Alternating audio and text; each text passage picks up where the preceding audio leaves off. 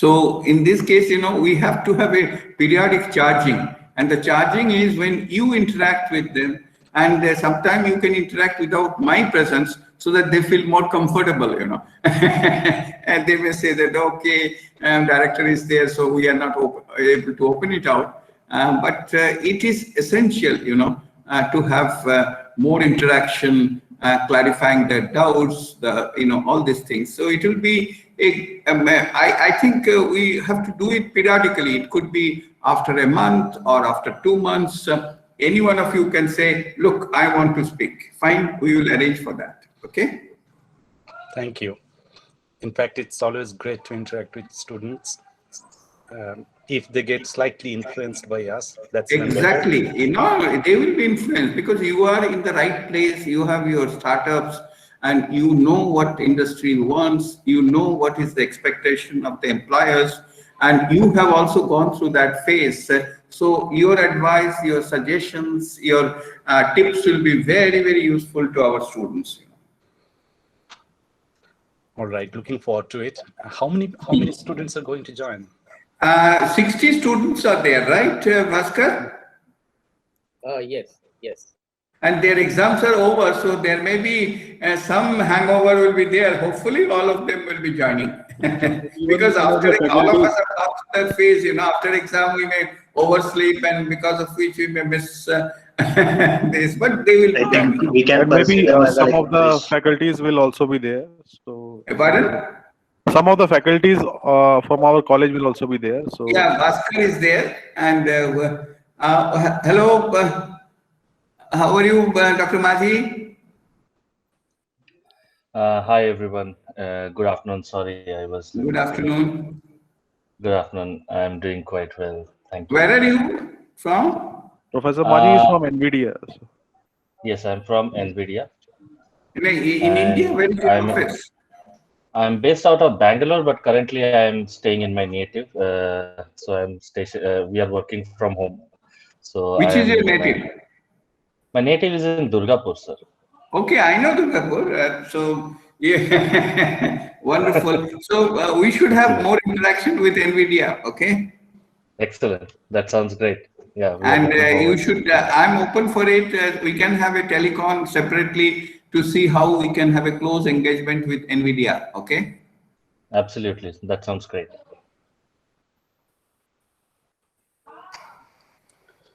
So now we have Deepak Kumar Panda also. He is from Mercedes Benz.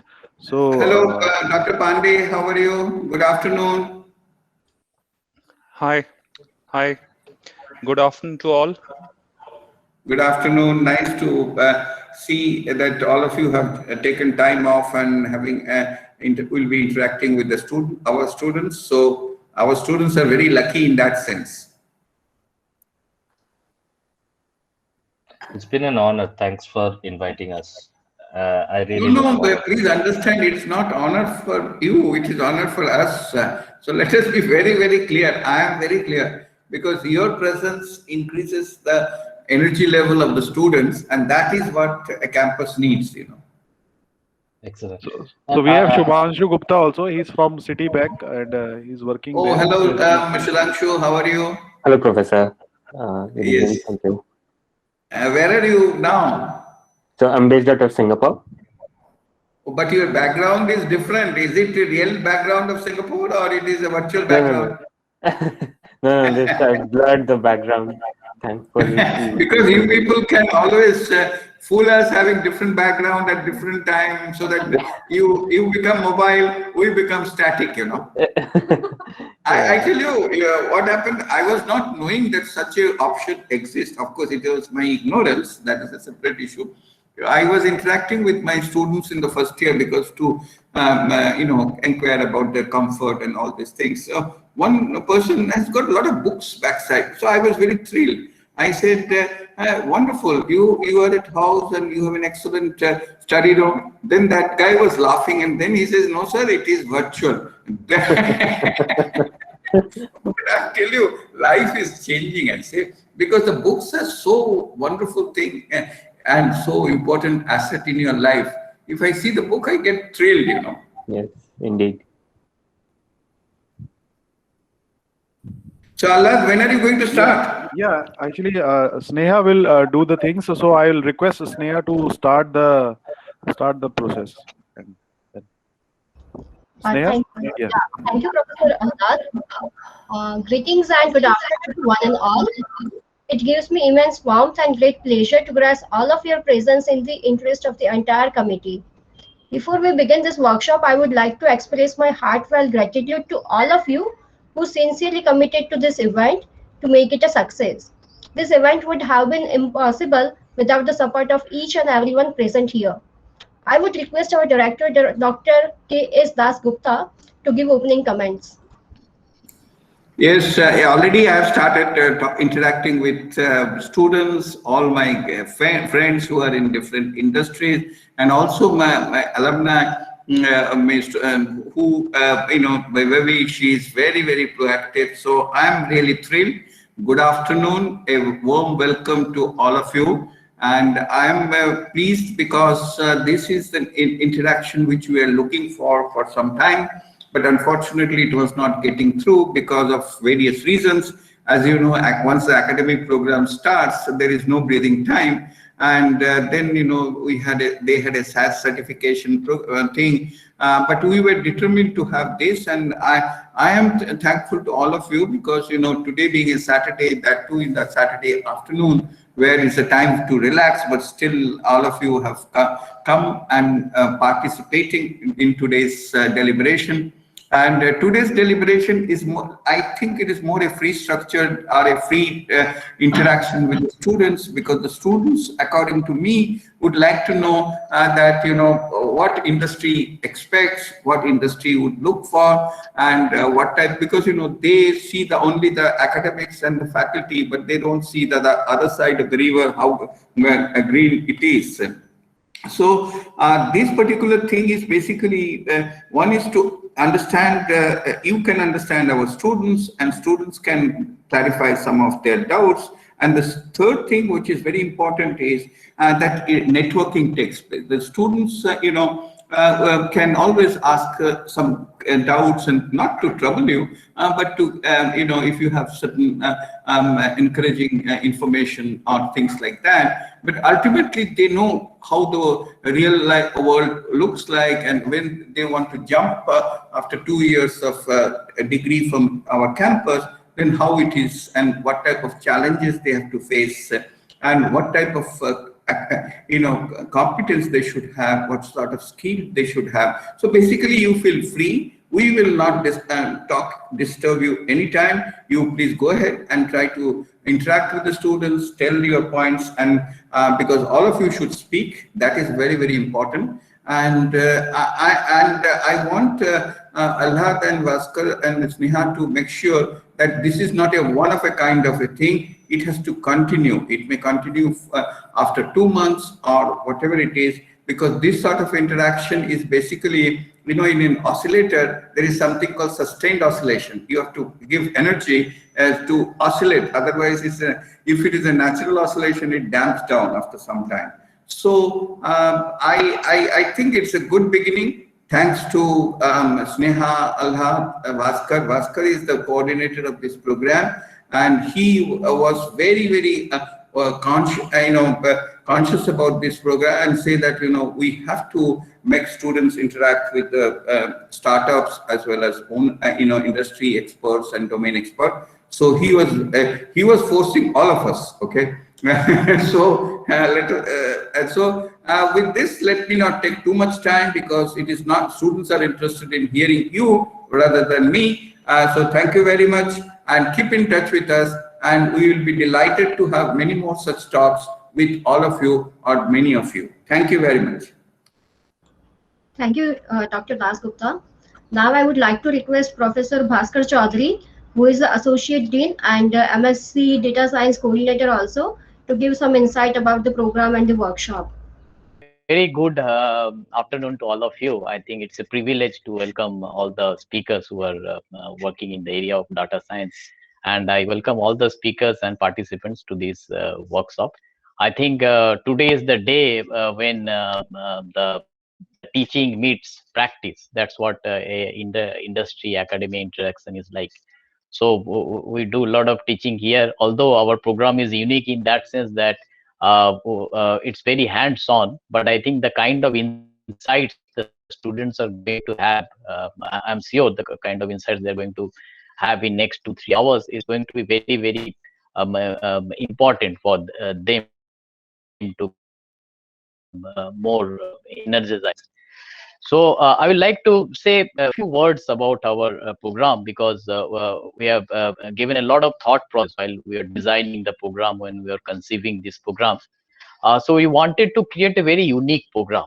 And in fact, DICT is in a very unique position to offer this kind of unique program. So if you look into our program, it not only provides a very good and solid foundation for analytical skills, which are very important in data science curriculum, but at the same time, the students get very good exposure to the latest technical skills, and that is being taken care through a very well thought out SAS training actually. And now, if you look into our institute, DICT is actually in a very excellent position in terms of resources. So it has the most important strength of DICT is the faculty members. So we have faculty members who deals with all kinds of data. So that's the most important strength of DICT. We have very good computational facilities, we have very good library facilities, and overall we have an excellent research ecosystem, and that actually helps us to teach the right skills which is required to train the students so that they can become a top class data scientist. Now, when I talk about, say we deal with all kinds of data, whether it is text, whether it is numbers, whether it's data, whether it's speech data, whether it's image data, whether it's video data. So you will find that we have a spectrum of faculty members who are excellent in these research areas. They're accomplished researchers in these areas. So the learning which is being delivered through our experienced faculty members, they are unique actually. So they bring these research components into the lecture rooms actually. That's very unique in our system. And another additional feature of this particular program is the SAS training actually. It has a variety of tools and applications that have been made a compulsory part of this curriculum. So that actually helps to be industry. So when students they're ready, not only they're ready with they're actually industry ready. So a very little training is required to really make them work on a real life project actually. So I will just give a little bit about the program, what we teach. So if you look into the first half of our program, so we focus on the important concepts of mathematics, primarily linear algebra, probability, and statistics. And then we have a full course on statistics. We have program courses on data structures. We have courses on database management system. We have courses. Two courses are core courses. We have courses on big data processing. We have courses on numerical method, computational techniques. This we primarily cover in the first half of the program. Now, when the students go to the second half of the program, it's much more hands-on, and I think that's very, very unique in our program. It's very case study based. It techniques like data processing, data storage, data management, data integration, data visualization, all kinds of data learning techniques are being imparted in our curriculum. They are being exposed to the latest languages and tools like Python, R, Hadoop, and of course the SAS applications are being taught. So this program in that way provides a very unique opportunity to the students to acquire the fundamental knowledge as well as the domain specific knowledge in multimedia data analysis, because that's the new trend actually. So they can take electives in any of these areas. They can do an elective course on image processing, they can do an elective course on data security, they can do an elective course on cloud. They can also do an elective course on business, on financial data. So I hope that by the end of 2 years, our students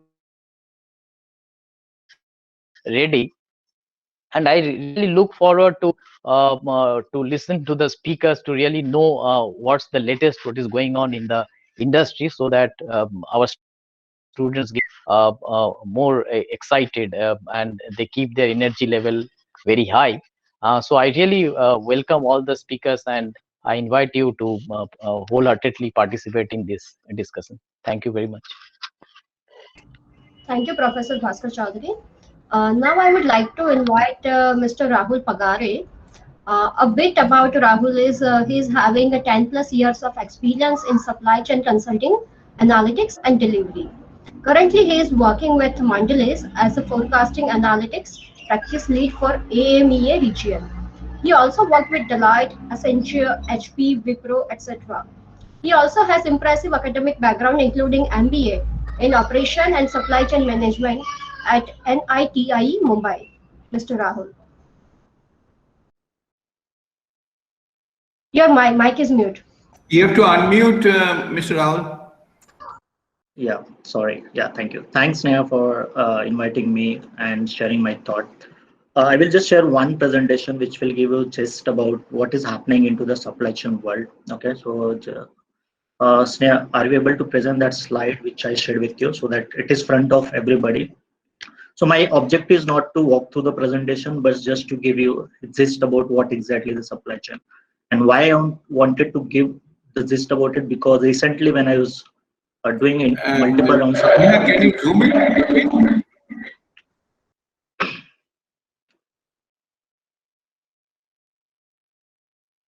So when I was going for I think you need to zoom it a bit. Okay, keep it as it is. Don't disturb. Yeah, leave it. Yeah. So recently we were going with we were hiring interns for some of the project work, what we have it into our work in for the Mondelez. And when I was going through the various institute about and interviewing the various candidate, I feel the people are very well versed with data science or the analytical concepts, and they were also very well into understanding various industry like banking, financial, and even marketing domain. The supply chain analytics is something which I think they are slightly a bit away. There are multiple reasons. Obviously, I was not able to figure it out. But for this presentation, what I thought, and DICT was also one of the institute which I was reaching or aiming for, having like a few interns for us. I reach out to your placement as well. But obviously, there was certain restriction. But I thought for next year, if I'm approaching, probably you'll have a gist about like what exactly in Mondelez we are offering. And again, this is not only specific to the Mondelez International. So these are the application which is there across various industries. So I work with Accenture into various industry, whether it is high tech, pharma, or the chemical industry. The principle of the fundamental remains same. Even data science remains same. Okay, the complexity of the business, the complexity of industry changes. Okay, so if you see this slide, so if you look at on top side, these are the value chain of the supply chain. So you have a demand planning, you have a supply planning, then logistic area, and then manufacturing. Okay. And if you look at on left hand side, that is the data science or the data ladder what we typically go.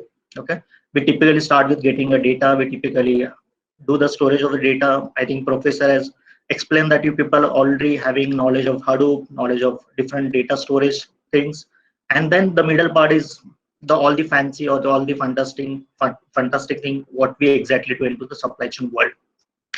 And again, let me tell you, like supply chain is again helps into your bottom line of your PLN sheet. Okay, so these are the KPIs which impact your bottom line, which is like forecast accuracy of the inventory and some of the cost element which are related to your storage, manufacturing, warehousing, and the overall equipment efficiency.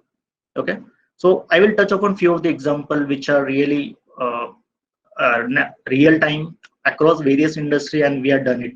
So one of the classical, if you know, like everybody's gone through the pandemic kind of situation, like COVID, and there has been a lot of impact on the industry. Even we being FMCG, we being a food company, we are also impacted. Somewhere we are impacted positively. For example, biscuit as a portfolio, we were impacted positively, but chocolate as a portfolio, we were slightly impacted negatively. So being the same company, having two different scenarios of how the COVID is impacting, and that was a challenge, right? So if you look like in the silo, like what if data science or the data analytics team is not available? The business will be doing their business cycle as usual. They might be waiting for some of the signals from the market to get it and incorporate. And they were doing it for a couple of months, because we are also helpless from the data science perspective, because we need data to do it. Okay, we were learning. And being a global company, every country has a different dynamics. Every country reacts differently within that category. So that is the change what data science team has brought into the company. So we went there with understood, okay, what is happening, what are the things where your end consumer buying behavior of the end consumer is changing, or how it is impacting your supply chain. Like you will see there was a lot of restriction on the movement of the goods, movement on the transportation of the people, or even we were not able to go outside and go and buy the regular stuff what we want to buy. Even our budgets were like constrained. We might only buy essential things. How can you pick up all these things, work with the data, understand how it is impacting your demand? I know what your demand focus was there before COVID, probably that would have been not been there. Okay, so this is the things, these are the problem statement, or these are the real challenges which will be there. And again, I am telling you, we are completing 1 year into the COVID situation. The business dynamic has again changed. So probably it may not be very similar to what has been like pre-COVID, or it might be not very similar to what has been in COVID. So these are the challenges which we can work, which we are working it, we are changing, we are understanding from the data. Enormous data collection is happening since last 1 year about the COVID, about our own product, about the industry, about external factor, right? These are the real problem statement which we typically falls or lands from the demand forecasting. Okay, these are about disruption. So there was earlier disruptions like in India, like GST. Okay, so in GST implementation, there has been like some decision which has to be taken in order to reduce your cost, in order to optimize your cost. Okay, so this is a very classical problem set, or it could be very one time. So we typically always look into business side. Okay, let me look at the financial side, how it finances looks like. But to make your financial adjustment, or to take maximum out of your cost, I think the network design is one of the elements, right? So our team is also working on how many warehouses, how many distribution center I need to have it. And again, we cannot use a very classical Excel spreadsheet kind of working, or even you have a very existing SAP system, we cannot use it. You need more data, you need more understanding of different variables which needs to go and fit into the model. Okay, so these are the different things. Even there is any changes, whether it is because of disruptions, whether it is because of any industry changes which is happening. So these are the things which we solve through data science or the machine learning problem. So recently, because of COVID, there is a lot of traction to go to the new products. So companies are innovating, companies want to increase their profit, increase the market share. So they're constantly working on how can I get rid of my tail SKUs, and how can I introduce my new products. Okay, in new product forecasting, and this is a real problem everywhere, whether it is FMCG, whether it is non-FMCG, this is a classical problem. And when we did this project into Brazil, in Latin America, so they were doing some NPD in past, or there was some process marketing team used to do some kind of analysis. Supply chain team used to do some kind of adjustment on those on top of analysis, and they were able to sense what is the demand for the new product introduction. Yes, I will say there was some mathematical model, there was some statistical model, but real crux of machine learning wasn't there. So as a team, what we did, we introduced the machine learning algorithms into it. Can random forest or can RNN play a role to improve your forecast accuracy? Can it helps to better my NPD forecast? And how it can happen? So there are certain things which we extract. Okay, so we have to put, so even though we have a hat of data science or the analytics in our head, right? We have to think more out of it. See, every data science requires data, and your data cannot be given by anybody. So when you go and talk to the sales guy, when you go and talk to the demand planner guy, he will only think unidirectional. He will say that this is my historical data. With this history, go to the forecast. But as a data science guy, you have to think laterally. For NPD forecasting, we were thinking, can you give me new product? For example, let me give an example. In Brazil, we were launching a product, Oreo. Oreo we used to sell into the rolls, typical rolls, what we get it. So marketing came up with a product saying that, let me sell that product into pouches. Okay? So the packing has been changed, flavor is same, product is same, but how that product attributes can be found from my existing products which are into pouches. I do have an existing product that is Oreo, which has its inherent taste, flavor, and its customer base as well. How can I churn those data and make sure that I'm helping my business to do accurate forecasting? Now, let me tell you why this forecasting is very important. See, when we don't do any accurate, when we end up having error into forecast, definitely it has a lot of impact. So probably if I don't have a product on my shelf, I may lose a customer, and that customer might go and buy a competitor product. Okay, so I lose on revenue, I lose on a lot of things. Okay, if I do overstocking, I lose on my capital investment. I might have to, I might block that capital, and probably if I don't liquidate those inventory, I might run into a risk of like overstocking, which eventually blocks my capital. I might not have a free capital to invest onto new product or do any new media or the advertisement which I want to do it on the different products and all, right? So these are the various things which we do in demand planning. When I was working with Accenture, so there was a company called BASF, the chemical company, the largest giant chemical company. So they have plants at various locations, and it's like a multinational company. And they were having the concept like in logistics, they need to book a container in advance. They need to block containers from their logistic company like DHL or the Blue Dart in advance. So they come up with the problem. Look, we are booking it, but still we are not booking it rightly. If I overbook it, I might have to pay some basic fixed cost onto it, which hits my balance sheet. Secondly, if I don't book it, if I don't want to do booking on the last moment, they charge a bomb. Just a simple, like, for example, if I want to book airline ticket today, what happens? If I book in advance, you get an airline ticket at the least fare, but if you book it 2 days in advance, there is huge bomb charge onto it. So these were the phenomena. And for business, it makes a really big impact. And they were saying that how can I accurately predict that? And there is where the predictive analytics work for you. So we went there, we applied the predictive analytics, we collected all this sort of data, even the data of their competitor, their market, even a lot of data was like how their sales is behaving, is there any changes into their businesses, how their competitors are booking it, what is the capacity in past they booked it, what was their losses they have it. So these are all factors which we have to capture it and which we have to think it. So this is a very fancy word I'm telling you. So it is extensive data driven. You have to always think or put your hat of data science plus the other learnings what you can capture. See, in supply chain industry, you will see the data is available across all the value chain. Data is available at the vendor end, data is available at the manufacturing end, even at the distributor and the retailer end. The crux lies in how we can best utilize it. Even in demand forecasting, if I need to do a demand forecasting at distribution level, I need to collect the data of the end consumer level. What is happening in my store? What kind of activity or the pricing activity is there? And when you go and talk to demand planning, they might think it, okay, it is there, but how you can use it? Okay. So these are the practical challenges. See, industry has realized it. There is a need of data science. There is a need of machine learning it. But when we use it, they understand, okay, if they might trust the result based on the accuracy what you can get it. But again, the explanatory part is the something which probably they might be aware of it.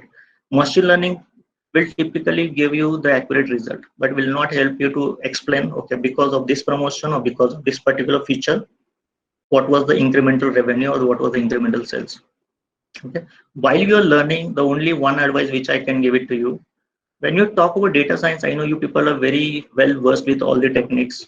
Even you can learn from, like, these are the evolving world, right? There are a lot of techniques come, a lot of packages available in open sources, a lot of things are being developed. You can learn it, but do not forget about explainability. Try to explain those things what you have done into the language with business understand. And in supply chain, this is the crux.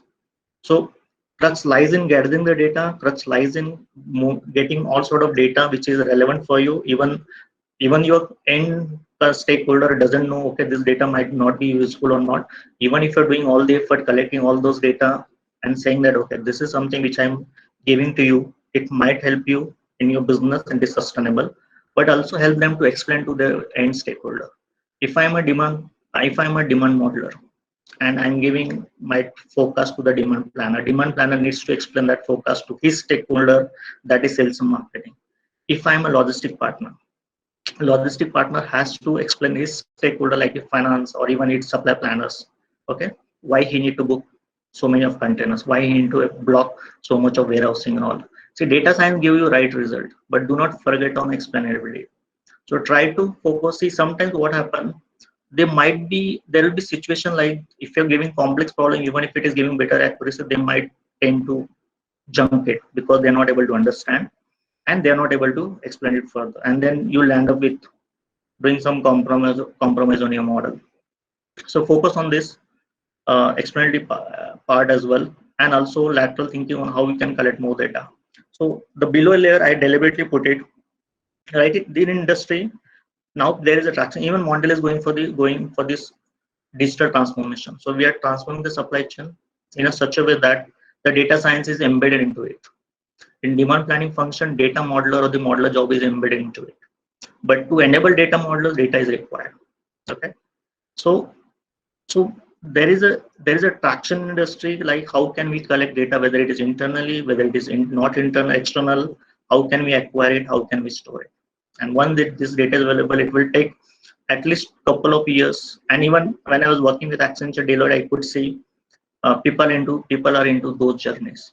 People are aware and they are cognizant about the importance of the data, the importance of the data science, and even they have seen the proven results, whether they do it internally or whether do it by having some partner externally, whether it is some consulting firm or some startups.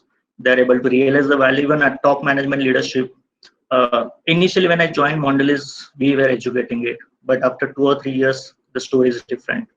So there is even we sit into strategy and transformation wing of the Mondelez. So setting data science into strategy and transformation of the wing, just imagine what is the visibility or what is the importance of data science for the organization like Mondelez, and it is across everywhere. Even I was working for BASF, the BASF data science team was also sitting into their transformation vertical. So with this, I will just pause here. If any questions is there, so I will like to hear any questions. And for students, only advice is that be open for any industry. Do not stick yourself, because there is like you people might be fresh, some might be having some work ex, but if you do your first few projects into some verticals, you tend to get carried away with that. Okay, so be open for all the industry. Every industry has its different elements. Okay, try to assess yourself. You will go on into your strength. I know even the predictive analytics might be used in insurance domain, banking industry, even it is there for the manufacturing industry. But focus on understanding the concept, and then after 2 years, take a conscious decision after learning from the industry, after learning from your projects which you're going to do it with the industry, and then think, is it something which is suitable for you or not? But do not make your decision. Why I'm saying, because when I was interviewing a lot of people recently, I come to know people were getting biased because of the couple of projects what they have done in past. Okay, so thank you for timing. So over to you, Sneha. Thank you very much. Yeah, thank you, Mr. Rahul. Now I would like to invite Mr. Pallab Maji, who is a senior solution architect deep learning at NVIDIA and working with a system integrator globally. He has over 5 years of industrial experience and over 10 years of research experience in the field of artificial intelligence and machine learning. His research interest lies in design and development of perception system for autonomous systems, focusing mostly on computer vision, natural language processing, and machine learning. He holds a doctoral degree in artificial intelligence and a master's signal processing from National Institute of Technology, Rourkela. Mr. Pallab Maji. Thanks, Neha, for the introduction. And I actually want to just talk about some of the basic concepts that I have undergone over my learning experience, and I like to share with the students some of my learning experiences that I have gathered over last decade or so working in this area. Primarily, if you see, I started working on artificial intelligence and machine learning a little before the boom of this AI came up. Okay, I started in the year around in the year 2011 and 2012 when Alex Krzyzewski actually released the ImageNet competition with deep learning with a deep learning model called as AlexNet. That's when this artificial intelligence boom basically took off, and we saw the AI winter or whatever they used to call as being overcome, and a lot of interest coming in from industry and so on. I so over a period of time, what I basically understood is that at that point of time there was no real curriculum on this whole concept. There were bits and pieces of information. Uh, YouTube and all these were not so much crowded with so much information that you get today. There were books written, there were papers to be followed. Largely, most of the new techniques, which were actually overcoming those primitive challenges, which actually were there in this field over past 20, 30 years, were being overcome, and all those things used to come from different papers. So most of my learning as a student and as a researcher started by experiencing and by learning things on my own from papers. There were no curriculums in those days. You guys are one of those students who are really very fortunate, who have a structured curriculum, and you are reading about them right now in your college days, and you are getting prepared because right now uh, from jobs perspective, or be it from the entrepreneurship perspective, you see machine learning, deep learning, data science, and these concepts being used in enhancing the quality of life overall across all industries, be it healthcare, be it retail, be it supply chain. And Rahul, actually, thank you so much. You provided that basic foundation of how it is revolutionizing different industries.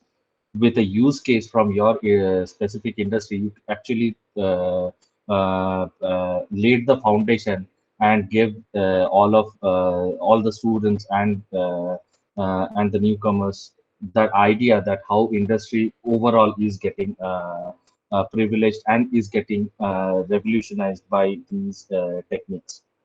And on top of this, what additional is something that actually adds to the whole to your whole journey of becoming a very successful researcher or engineer or a developer, whatever you may call yourself, based on the kind of roles that you will be doing, whatever it might be in this particular field.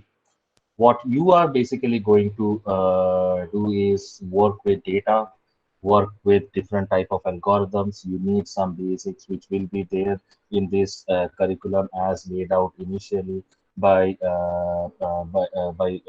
Dean Bhaskar. And you will get all those pedigree which are required to actually excel in this. But one of the key important thing that needs to come from within is the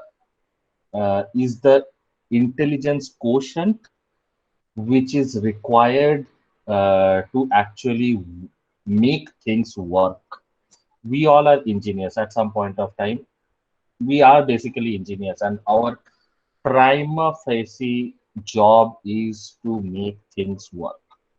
I hold a PhD degree, does not matter. I still need to make things work. And for that, we need to put our heads together as a team, not as an individual. As a team, we need to put our heads together, think through the problem statement, and find out some innovative ways of solving those challenges. Now, when I start solving those challenges, all these individual components of linear algebra, stats, data science, algorithms like XGBoost, random forest, KNN, deep learning models are just handy tools like screwdrivers or like your ranges. You may have seen plumbers, you may have seen electricians carrying their toolbox. So all these are tools right here in our brains. But apart from that, that problem solving capability is something that needs to be nurtured. And there is a huge part which is being played by your institute and your university, which I am seeing is happening. And I'm really thrilled about this because these at some point needs to come from academia, because past 4 or 5 years when I am in industry, I have lot of newcomers who are coming and working with us. We need to give them some basic inductions. We need to provide them with some basic understanding of these whole tools. But right now you will be having those tools, but now you need to nurture those IQs or those intelligent quotient which is there inside your brain to actually come up with innovative solutions in problem solving. Now it is very easy for me to say all these things, right? I have like tens of experience, 10 years of experience, and okay, it's very nice. I come over here and I'm like, okay, the fundu little guy who is sitting chilling on his chair and nicely giving lectures. Not like that. I will provide you with some substantial ways of how you can actually nurture that. And I have myself implemented those, and that has impacted my learning largely. So those are the learnings I wanted to share with you. So when you learn about all these tools, now how do you put them into practice? You need to so in computer science, or you are from electronics, or wherever whichever branch you belong to, largely most of the branch, as I said, it is interdisciplinary, and all these different branches are being impacted. All these different industries are being impacted. Now you pick up a problem statement of your own. Now, where will you get the problem statement? If you are able to find a problem statement which is impacting your life, nothing better than that. You work with that problem statement, you try to find solutions, you try to come up how to record data, you try to come up how to get data. That is one of the primal thing right now. Even though we are going to be in an era where trillions of devices are going to connect to internet, but getting insights out of data is still a big challenge, because we are being bombarded with data, but only part of it is actually useful in many of the cases. Not all data is useful. So you need to be that. So you all know this term that data is new oil. But before you can use that oil needs to go through the refinery, right? Then only you can use that oil, be it in your vehicle or anywhere. So that refinery, I'm talking about that refinery. So you need to find out that which data is good, which data is bad, how to refine your data. If the data is not there, how to bring in new data, which are the things which are important. And as I am saying this, you would start getting the feeling that these are something which are really the skills, and skills needs to be groomed and needs to be nurtured, and you need to work hard in nurturing those. It is just like mathematics. where your teachers in class 6, 7, 8 used to say, practice, practice, practice, and you get you get better day by day. Same thing applies over here as well. You need to practice, practice, practice. How do you practice? You need to find out challenges. You need to find out problems. If you find out problems on your own, excellent. Solve them, make a company out of it, start your own startup, and then go chill and rock and create the next unicorn. You are all set game. If you don't find a problem statement, you cannot afford to sit back and relax, right? What do? You start going through public competitions. There are different websites who host challenges, companies, they host challenges. Start applying for those.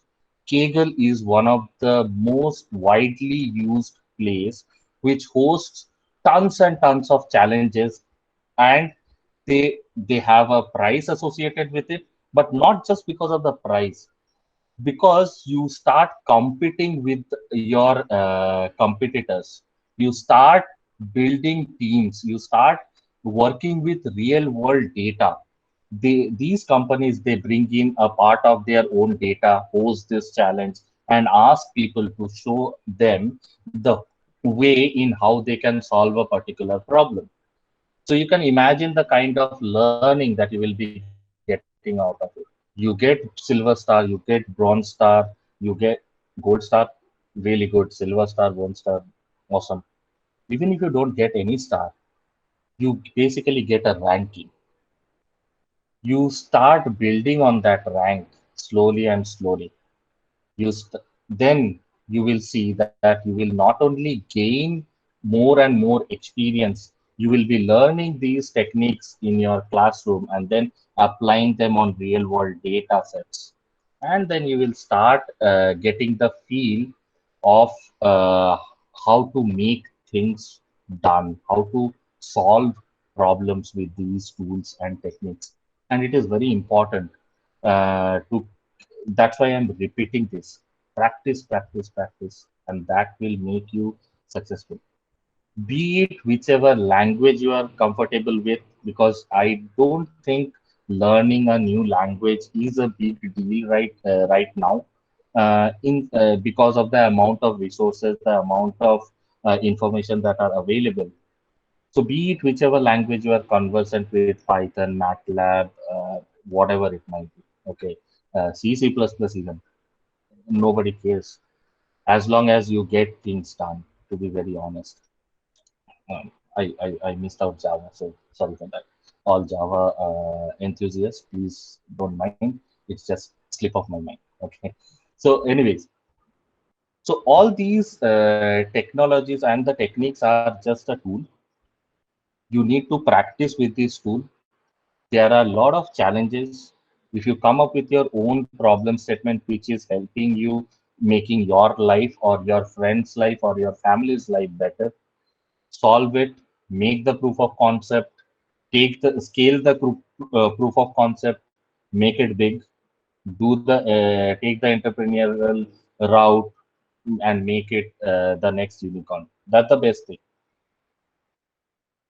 Now, if you are not getting the problem statement, you go outside, you find out different challenges, different competitions outside. I mean, go surf through the net, go to Kaggle and different websites, and then find out those challenges, solve those challenges. There are endless boot camps that are being hackathons, boot camps that are being hosted by different companies.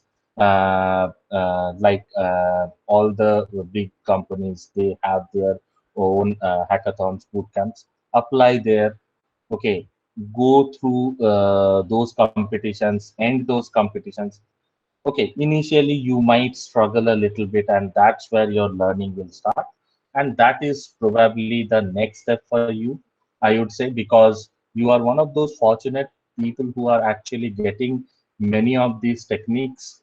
You are learning many of these new age technologies which are impacting the industries in your academia itself, rather than us who used to learn them not through a structured and an organized way, but drilling their way through holes and finding their path through. You basically have a structured curriculum, and that's an awesome thing to start with.